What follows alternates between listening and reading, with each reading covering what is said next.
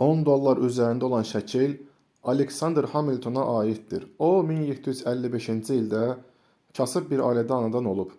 Atası Şotland, anası isə fransızdır. Valideynlərinin ayrılmasından sonra həyatın daha da çox zorluqlarını görən Hamilton, gənc yaşlarından atılgan, hirsli, tez özündən çıxan və çox güclü danışıq qabiliyyəti olan bir şəxsə çevrildi. Gənc yaşlardan George Washingtonun ən yaxın adamlarından biri oldu və 34 yaşında Amerikanın ilk maliyyə naziri seçildi. Ölkənin ilk bankı olan Bank of the United States'i qurmağı təklif etdi və beləliklə təklifi qəbul olundu.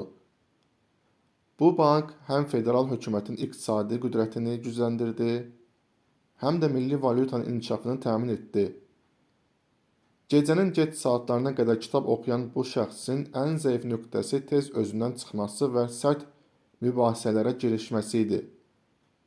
Belə bir mübahisə nəticəsində Aaron Burr onu duelloya çağırdı və bu duello nəticəsində 1804-cü ildə heç 50 yaşı tamam olmamış Hamilton dünyaya gözlərini yumdu.